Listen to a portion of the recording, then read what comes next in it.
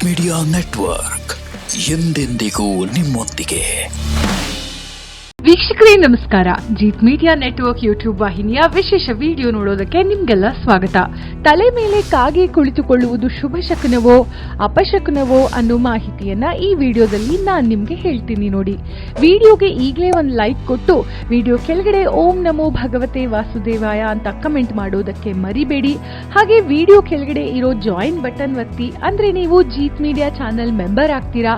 ಆಗ ನೀವು ಮೆಂಬರ್ಗಳಿಗೆ ಇರುವ ವಿಶೇಷ ವಿಡಿಯೋ ನೋಡಬಹುದು. ಭಾರತದಲ್ಲಿ ಕಾಗೆಗಳನ್ನ ಹಲವು ವಿಧಗಳಲ್ಲಿ ಶುಭವೆಂದು ಪರಿಗಣಿಸಲಾಗುತ್ತೆ. ಇನ್ನು ಕೆಲವು ಕಡೆ ಅವುಗಳನ್ನ ಅಶುಭವೆಂದು ಪರಿಗಣಿಸಲಾಗುತ್ತೆ. ಮನೆಯ ಛಾವಣಿಯ ಮೇಲೆ ಕಾಗೆ ಕಾಣಿಸಿಕೊಂಡ ಬೆಳಗ್ಗೆ ಕೂಗುವುದು ಅತಿಥಿಯ ಆಗಮನದ ಸಂಕೇತ ಎಂದು ಹಿರಿಯರು ಹೇಳೋದನ್ನ ನೀವು ಕೇಳಿರಬಹುದು. ಇನ್ನು ತಲೆಯ ಮೇಲೆ ಕಾಗೆ ಕುಳಿತುಕೊಳ್ಳುವುದು ಯಾವಾಗಲೂ ಅಶುಭವೆಂದು ಪರಿಗಣಿಸಲಾಗುತ್ತೆ. ಈ ಕುರಿತು ನಾವು ಹೆಚ್ಚಿನ ಮಾಹಿತಿಯನ್ನ ತಿಳಿಯೋಣ. ಕಾಗೆ ನಿಮ್ಮ ತಲೆಯ ಮೇಲೆ ಕುಳಿತಾಗ ಏನಾಗ್ತದೆ? ಈ ಪ್ರಶ್ನೆ ನಿಮಗೂ ಕೂಡ ಕಾಡಿರಬಹುದು ಅಲ್ವಾ? ಎಲ್ಲಿಂದಲೋ ಒಂದು ಕಾಗೆ ಬಂದು ಅದು ತನ್ನ ಪಾದಗಳಿಂದ ನಿಮ್ಮ ತಲೆಯನ್ನ ಮುಟ್ಟಿ ಹೊರಟು ಹೋದ್ರೆ ಅದು ಶುಭ ಶಕುನ. ಇದರ ಅರ್ಥ ನೀವು ಶೀಘ್ರದಲ್ಲೇ ಆರ್ಥಿಕ ಪ್ರಗತಿಯನ್ನ ಹೊಂದಲಿದ್ದೀರಿ. ಅಷ್ಟೇ ಅಲ್ಲ, ನಿಮ್ಮ ವ್ಯವಹಾರ ಕೂಡ ಚೆನ್ನಾಗಿ ನಡೆಯಲಿದೆ ಅನ್ನೋದನ್ನ ಇದು ಸೂಚಿಸುತ್ತೆ. ಜೊತೆಗೆ ನೀವು ನಿಮ್ಮ ಕೆಲಸದಲ್ಲಿ ಬಡ್ತಿಯನ್ನ ಕೂಡ ಪಡೆಯುವಿರಿ. ಆದ್ದರಿಂದ ಮುಂದಿನ ಬಾರಿ ಕಾಗೆ ತಲೆ ಮೇಲೆ ಸ್ಪರ್ಶಿಸಿ ಹಾರಿ ಹೋದ್ರೆ ಅದಕ್ಕಾಗಿ ಕೊರಗುವ ಅಗತ್ಯ ಇಲ್ಲ. ಇದು ಸಂತೋಷ ಪಡುವಂತಹ ವಿಚಾರ. ಇದರಿಂದ ಎಲ್ಲವೂ ಶುಭ ಆಗತ್ತೆ. ಕಾಗೆ ನಿಮ್ಮ ತಲೆ ಮೇಲೆ ಕುಳಿತುಕೊಳ್ಳುವುದು ಶುಭ.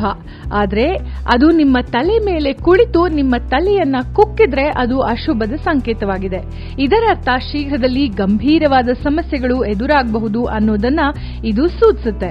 ಆದ್ರೆ ಕಾಗೆಗಳು ಜನರಿಗೆ ಈ ರೀತಿ ಮಾಡೋದು ತುಂಬಾನೇ ವಿರಳ. ಒಂದ್ ವೇಳೆ ಕಾಗೆ ಹಾರುತ್ತಾ ಹೋಗುವ ಸಮಯದಲ್ಲಿ ದಿಢೀರಾಗಿ ಬಂದು ನಿಮ್ಮ ತಲೆಯನ್ನ ಕುಕ್ಕಿದ್ರೆ ಅದು ಅಶುಭ ಅಥವಾ ದುರಾದೃಷ್ಟದ ಸಂಕೇತವಾಗಿದೆ. ಹಾಗಾಗಿ ಈ ಸಂದರ್ಭದಲ್ಲಿ ನೀವು ನಿಮ್ಮ ಆರೋಗ್ಯದ ಕಡೆಗೆ ಅಥವಾ ನಿಮ್ಮ ಸುತ್ತಮುತ್ತ ನಡೆಯುವ ಘಟನೆ ಕಡೆಗೆ ಹೆಚ್ಚು ಗಮನ ವಹಿಸಬೇಕು. ಸಾಧ್ಯವಾದ್ರೆ ಜ್ಯೋತಿಷಗಳನ್ನ ಕಂಡು ಪರಿಹಾರಗಳನ್ನ ಮಾಡಿ. ಇನ್ನು ಮಹಿಳೆಯ ಅಂದ್ರೆ ವಿವಾಹಿತ ಮಹಿಳೆಯ ಕೂದಲಿನ ಮೇಲೆ ಕಾಗೆ ಬಿದ್ದರೆ ಅದು ಆಕೆಯ ಗಂಡನಿಗೆ ಉಂಟಾಗಲಿರುವಂತಹ ವಿಪತ್ತಿನ ಸಂಕೇತವಾಗಿದೆ. ಇದರರ್ಥ ಆಕೆಯ ಪತಿ ಭವಿಷ್ಯದಲ್ಲಿ ಸಮಸ್ಯೆಗಳನ್ನ ಎದುರಿಸಬಹುದು. ಈ ಸಮಸ್ಯೆಗಳು ಆರ್ಥಿಕ ಸಮಸ್ಯೆಗಳು ಆಗಿರಬಹುದು, ಆರೋಗ್ಯ ಸಮಸ್ಯೆಗಳು ಆಗಿರಬಹುದು, ಅಥವಾ ಅಪಘಾತ ಸಂಭವಿಸುವ ಸಾಧ್ಯತೆ ಇದೆ. ಹಾಗಾಗಿ ಎಚ್ಚರ ವಹಿಸಬೇಕು. ಇನ್ನು ಎಲ್ಲಾ ಸಂದರ್ಭಗಳಲ್ಲೂ ಕಾಗೆ ತಲೆಗೆ ದಾಳಿ ಮಾಡುವುದು ಕೆಟ್ಟ ಶಕುನ ಅಲ್ಲ.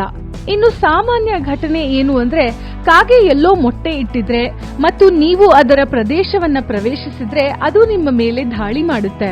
ತನಗೆ ಅಥವಾ ತನ್ನ ಮರಿಗಳಿಗೆ ತೊಂದರೆ ಕೊಡಲು ಯಾರಾದ್ರೂ ಬಂದ್ರೆ ಖಂಡಿತವಾಗಿಯೂ ಕಾಗೆ ದಾಳಿ ಮಾಡುತ್ತೆ. ಇದು ಯಾವ ಶಕುನನೂ ತೋರಿಸೋದಿಲ್ಲ. ಬದಲಾಗಿ ಇದು ತನ್ನ ಸ್ವಯಂ ರಕ್ಷಣೆಗೆ ಕೈಗೊಳ್ಳುವ ಒಂದು ದಾಳಿಯಾಗಿದೆ. ಈ ಸಂದರ್ಭದಲ್ಲಿ ನೀವು ಕಾಗೆಯ ದಾಳಿಯಿಂದ ತಪ್ಪಿಸಿಕೊಳ್ಬೇಕು. ಸಾಧ್ಯವಾದಷ್ಟು ಕಾಗೆ ಮೊಟ್ಟೆ ಇಟ್ಟಲ್ಲಿ ಪ್ರವೇಶ ಮಾಡುವ ತಪ್ಪನ್ನ ಮಾಡಬೇಡಿ. ಇದಲ್ಲದೆ ನಿಮ್ಮ ಕೂದಲನ್ನ ಟಚ್ ಮಾಡಿ ಕಾಗೆ ಹಾದು ಹೋದ್ರೆ ಅದನ್ನ ಶುಭ ಶಕುನವೆಂದು ಪರಿಗಣಿಸಲಾಗುತ್ತೆ. ಈ ರೀತಿ ಆದ್ರೆ ನಿಮಗೆ ಶೀಘ್ರದಲ್ಲೇ ಒಳ್ಳೆಯದು ಸಂಭವಿಸಲಿದೆ. ಸಾಮಾನ್ಯವಾಗಿ ಹಿಂದಿನಿಂದ ಬಂದು ಹೋಗುವ ಮೊದಲು ಕಾಗೆ ನಿಮ್ಮ ತಲೆಯನ್ನ ಮುಟ್ಟಿದ್ರೆ ಶುಭವೆಂದು ಪರಿಗಣಿಸಲಾಗುತ್ತೆ. ಆದ್ರೆ ಒಂದು ವೇಳೆ ಕಾಗೆ ಪದೇ ಪದೇ ನಿಮ್ಮ ತಲೆಯನ್ನ ಸುತ್ತುತ್ತಿದ್ರೆ ಮತ್ತು ನಿಮಗೆ ಅದರ ಕಾರಣ ಅರ್ಥವಾಗದೆ ಇದ್ರೆ ತಿಳ್ಕೊಳ್ಳಿ, ನಿಮ್ಮ ಜೀವನದಲ್ಲಿ ಏನೋ ಕೆಟ್ಟದು ಸಂಭವಿಸಲಿದೆ ಅನ್ನೋದನ್ನ ಅದು ಹೇಳ್ತಾ ಇದೆ. ಈ ರೀತಿ ಸೂಚಿಸುತ್ತೆ. ಸಾಮಾನ್ಯವಾಗಿ ಯಾರಿಗಾದ್ರೂ ಏನಾದ್ರೂ ಕೆಟ್ಟದು ಸಂಭವಿಸಿದಾಗ ಕಾಗೆ ಅವರ ತಲೆಯನ್ನ ಸುತ್ತಬಹುದು. ಕಾಗೆ ನಿಮ್ಮ ತಲೆಯನ್ನ ಸುತ್ತುವ ಇನ್ನೊಂದು ಕಾರಣ ಅಂದ್ರೆ ನೀವು ನಿಮ್ಮಲ್ಲಿರುವ ಏನನ್ನಾದ್ರೂ ತೆಗೆದುಕೊಳ್ಳಬೇಕೆಂದು ನೋಡ್ತಿರುತ್ತೆ. ಕಾಗೆ ಹೆಚ್ಚಾಗಿ ಮಕ್ಕಳ ತಲೆ ಸುತ್ತುತ್ತೆ. ಕಾರಣ ಮಕ್ಕಳ ಕೈಯಲ್ಲಿ ಸಾಮಾನ್ಯವಾಗಿ ಆಹಾರ ಪಾನೀಯಗಳು ಏನಾದ್ರೂ ಇರುತ್ತೆ. ಅಂಥ ಸಂದರ್ಭದಲ್ಲಿ ಕಾಗೆ ಮಕ್ಕಳ ಸುತ್ತಲೂ ಸುತ್ತುವುದು ಅಪಶಕುನ ಅಲ್ಲ. ಆದ್ರೆ ಕಾರಣವಿಲ್ಲದೆ ನಿಮ್ಮ ತಲೆಯ ಮೇಲೆ ಕಾಗೆ ಸುತ್ತುತ್ತಿದ್ರೆ ನೀವು ಎಚ್ಚರ ವಹಿಸಬೇಕು. ಇದಲ್ಲದೆ ಕಾಗೆಯು ಮಹಿಳೆಯ ತಲೆ ಮೇಲೆ ಕುಳಿತರೆ ಅದು ಶುಭ ಶಕುನವಾಗಿದೆ. ಇದರರ್ಥ ಆ ಮಹಿಳೆಗೆ ಶೀಘ್ರದಲ್ಲೇ ಸಂತಾನಾಭಿವೃದ್ಧಿ ಉಂಟಾಗುವ ಸಾಧ್ಯತೆ ಇದೆ ಅಂತ. ಇದು ಆ ಮಹಿಳೆ ಗಂಡು ಮಗುವಿಗೆ ತಾಯಿ ಆಗ್ತಾಳೆ ಅನ್ನೋದನ್ನ ಸಹ ಸೂಚಿಸುತ್ತೆ. ಒಟ್ಟಾಗಿ ಇದು ತುಂಬಾ ಒಳ್ಳೆಯ ಶಕುನ ಆಗಿದೆ.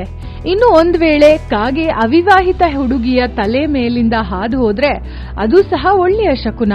ಇದರರ್ಥ ಆಕೆಗೆ ಶೀಘ್ರದಲ್ಲೇ ಕಂಕಣ ಭಾಗ್ಯ ಕೂಡಿ ಬರುತ್ತೆ ಅಂತ ಅನ್ನೋದನ್ನ ಇದು ಸೂಚಿಸುತ್ತೆ. ಆದ್ರೆ ಕಾಗೆಯು ಒಬ್ಬ ಪುರುಷನ ತಲೆಯ ಮೇಲೆ ಬಂದು ಕುಳಿತು ತೊಂದರೆ ನೀಡ್ತಿದ್ರೆ ಅದು ಅಶುಭದ ಸೂಚನೆಯಾಗಿದೆ. ಇದರರ್ಥ ಆ ವ್ಯಕ್ತಿ ಶೀಘ್ರದಲ್ಲಿ ಅನಾರೋಗ್ಯಕ್ಕೆ ಒಳಗಾಗಬಹುದು. ಹಾಗಾಗಿ ಸಾಧ್ಯವಾದಷ್ಟು ನಿಮ್ಮ ಆರೋಗ್ಯದ ಕಡೆಗೆ ಗಮನ ವಹಿಸಿ. ಇನ್ನು ಕಾಗೆಯೊಂದು ತನ್ನ ಬಾಯಲ್ಲಿ ಬ್ರೆಡ್ ಅಥವಾ ಯಾವುದೇ ತಿಂಡಿಯನ್ನ ಹೊತ್ತುಕೊಂಡು ನಿಮ್ಮ ತಲೆ ಮೇಲೆ ಹಾದು ಹೋದ್ರೆ ಅದು ಶುಭ ಶಕುನ. ನಿಮ್ಮ ಜೀವನದಲ್ಲಿ ಮುಂದೆ ನಡೀಬಹುದಾದ ಶುಭ ಘಟನೆಗಳನ್ನ ಇದು ಸೂಚಿಸುತ್ತೆ. ಆದ್ರೆ ಕಾಗೆಯು ತನ್ನ ಬಾಯಲ್ಲಿ ಮೂಳೆ ತುಂಡನ್ನ ಹೊತ್ತುಕೊಂಡು ನಿಮ್ಮ ಮೇಲಿಂದ ಹಾದು ಹೋದ್ರೆ ಆ ಮೂಳೆಯು ತಪ್ಪಿ ನಿಮ್ಮ ತಲೆಯ ಮೇಲೆ ಬಿದ್ರೆ ಅದು ಶುಭ ಸಂಕೇತ ಅಲ್ಲ. ಇದರರ್ಥ ಆ ವ್ಯಕ್ತಿಯ ಜೀವನದಲ್ಲಿ ಗಂಭೀರ ಸಮಸ್ಯೆಗಳನ್ನ ಎದುರಿಸಬೇಕಾಗತ್ತೆ. ಇನ್ನು ನಿಮ್ಮ ತಲೆ ಮೇಲೆ ಕಾಗೆಯ ಸುತ್ತುತ್ತಾ ದೊಡ್ಡದಾಗಿ ಶಬ್ದ ಮಾಡುತ್ತಾ ಕೂಗುತ್ತಿದ್ರೆ ನಿಮಗೆ ಶೀಘ್ರದಲ್ಲೇ ಆರ್ಥಿಕ ನಷ್ಟ ಸಂಭವಿಸಲಿದೆ ಅನ್ನೋದನ್ನ ಇದು ಸೂಚಿಸುತ್ತೆ. ಒಂದು ವೇಳೆ ಕಾಗೆಯು ಯಾವುದೋ ಸತ್ತ ಪ್ರಾಣಿಯನ್ನ ಎತ್ಕೊಂಡು ನಿಮ್ಮ ತಲೆ ಮೇಲಿಂದ ಹಾರುವಾಗ ಅದು ನಿಮ್ಮ ಮೇಲೆ ಬಿದ್ರೆ ಅದು ಕೂಡ ಅಶುಭದ ಶಕುನ. ಏನೋ ಕೆಟ್ಟದ್ದು ಸಂಭವಿಸಲಿದೆ, ಅಂದ್ರೆ ದೊಡ್ಡ ಆಘಾತ ಅಥವಾ ಗಂಭೀರವಾದಂತಹ ಅನಾರೋಗ್ಯ ಸಮಸ್ಯೆಗಳು ಉಂಟಾಗಬಹುದು ಅನ್ನೋದನ್ನ ಇದು ಸೂಚಿಸುತ್ತೆ. ಇನ್ನು ಕೊನೆಯದಾಗಿ ಕಾಗೆ ನಿಮ್ಮ ತಲೆ ಮೇಲೆ ಕುಳಿತ್ರೆ ಅಥವಾ ನಿಮ್ಮನ್ನ ಕುಕ್ಕಿದ್ರೆ ಅದನ್ನ ಕೆಟ್ಟ ಶಕುನವೆಂದು ಪರಿಗಣಿಸಲಾಗುತ್ತೆ. ಅಂತಹ ಸಂದರ್ಭದಲ್ಲಿ ನೀವು ಕೆಲವು ಕ್ರಮಗಳನ್ನ ತೆಗೆದುಕೊಳ್ಬೇಕು. ಇಂತಹ ಸಂದರ್ಭದಲ್ಲಿ ನೀವು ಶುಭ ಕಾರ್ಯಕ್ರಮಕ್ಕಾಗಿ ಎಲ್ಲೋ ಹೋಗ್ತಿದ್ರೆ ಹೋಗಬೇಡಿ. ನೀವು ನಿಮ್ಮ ದೇವರಲ್ಲಿ ಪ್ರಾರ್ಥಿಸಬಹುದು. ಇದು ಒಳ್ಳೆಯ ಪರಿಹಾರ. ಸಂಜೆ ನೀವು ಪೂಜಿಸಿ ದೇವರ ಮುಂದೆ ದೀಪ ಹಚ್ಚಿ ಕೆಟ್ಟ ಶಕುನ ದೂರ ಆಗುವಂತೆ ಬೇಡ್ಕೊಳ್ಳಿ. ಇಷ್ಟು ಮಾಡೋದ್ರಿಂದ ಕೆಟ್ಟ ಶಕುನವನ್ನ ದೂರ ಮಾಡಬಹುದು. ಈ ವಿಡಿಯೋ ನಿಮಗೆ ಇಷ್ಟ ಆಗಿದೆ ಅಂತ ಭಾವಿಸ್ತೀವಿ. ಇಷ್ಟ ಆಗಿದ್ರೆ ಈಗಲೇ ವಿಡಿಯೋಗೆ ಒಂದು ಲೈಕ್ ಕೊಡಿ. ಅಷ್ಟೇ ಅಲ್ಲ, ನಿಮ್ಮ ಸ್ನೇಹಿತರು ಮತ್ತು ಸಂಬಂಧಿಕರಿಗೆ ಶೇರ್ ಮಾಡೋದಕ್ಕೆ ಮರಿಬೇಡಿ. ಜೀತ್ ಮೀಡಿಯಾ ನೆಟ್ವರ್ಕ್ ಚಾನೆಲ್ಗೆ ಸಬ್ಸ್ಕ್ರೈಬ್ ಆಗಿ ವಿಡಿಯೋ ಕೆಳಗಡೆ ಇರೋ ರೆಡ್ ಬೆಲ್ ಐಕಾನ್ ಪ್ರೆಸ್ ಮಾಡಿ. ಆಲ್ ನೋಟಿಫಿಕೇಶನ್ ಒತ್ತೋದಕ್ಕೆ ಮರಿಬೇಡಿ. ಜೀತ್ ಮೀಡಿಯಾ ನೆಟ್ವರ್ಕ್ ವಿಡಿಯೋಗಳು ನಿಮಗೆ ಇಷ್ಟ ಆದ್ರೆ ಈ ವಿಡಿಯೋ ಕೆಳಗಡೆ ಇರೋ ಥ್ಯಾಂಕ್ಸ್ ಮತ್ತು ಜಾಯಿನ್ ಬಟನ್ ಪ್ರೆಸ್ ಮಾಡಿ ನಮ್ಮ ಪ್ರಯತ್ನವನ್ನ ಬೆಂಬಲಿಸಿ. ಜೀತ್ ಮೀಡಿಯಾ ನೆಟ್ವರ್ಕ್ ಸಮಸ್ತ ವೀಕ್ಷಕರ ಮೇಲೆ ಮಾತೆ ಮಹಾಲಕ್ಷ್ಮಿ ಆಶೀರ್ವಾದ ಸದಾ ಇರ್ಲಿ ಅಂತ ಹೇಳ್ತಾ ಇವತ್ತಿನ ವಿಡಿಯೋನ ಇಲ್ಲಿಗೆ ಮುಗಿಸ್ತಾ ಇದ್ದೀವಿ. ನಮಸ್ಕಾರ.